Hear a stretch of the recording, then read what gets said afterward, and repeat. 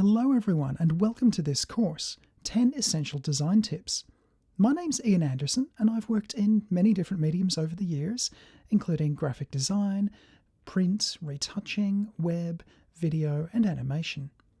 Now this series of tips is partly based on a great book by Robin Williams, not the Australian science broadcaster and not the recently deceased comedian, but a third Robin Williams, a woman, and the Non-Designer's Design book is a lovely book to get started in design.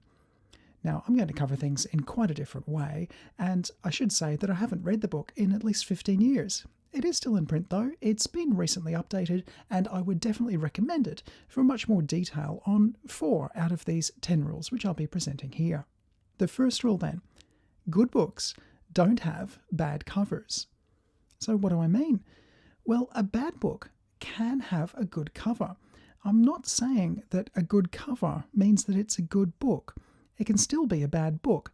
But what you should realise though is that all the people involved in shepherding a good book all the way through to print, that is, the people who work at the publishers, the people who edit, the group of people who are the gatekeepers, which we've had for a long time, they understand the value of good design.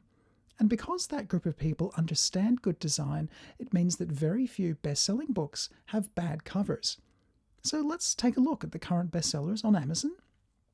Here we have a few of them, and you'll see the covers over here on the left of the screen. That's nice.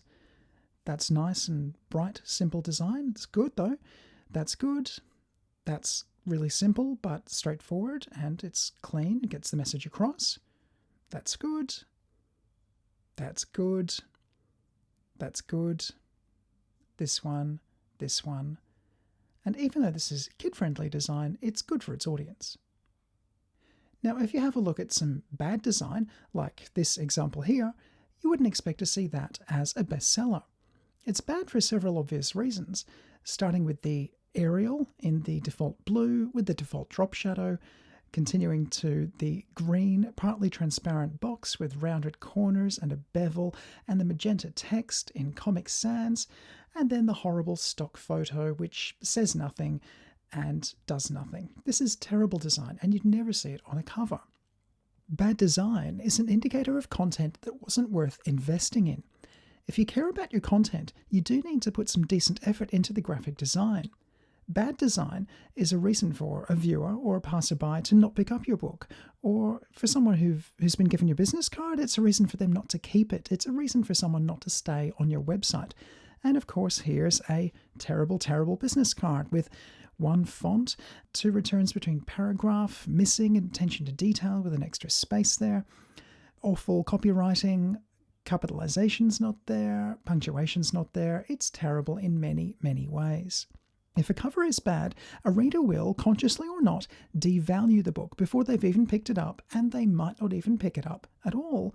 And of course this applies across all mediums. Now my favourite example here is that if I see everyone's least favourite font, Comic Sans, on a restaurant menu, then I think the owner didn't care enough about design to hire a graphic designer. And I'll just guess that similar shortcuts have been made in other areas, and I'll try to eat elsewhere. Now, obviously, if I'm with people or the place has been picked, then I've got no choice, but I wouldn't go here if I had the choice. Horrible fonts, mixed fonts, space before exclamation mark, pointless stock art logo says nothing, attention to detail missing, spacing before, sometimes there, sometimes not, things not lined up because they didn't use tabs properly, awful, bad design. Bad design will kill your product dead no matter how good the product actually is. And a good cover or a good homepage or a good packaging design or a good menu design is therefore a baseline you need to meet. You have to nail the cover or nobody will see anything else. Let's go on with the next rule about contrast.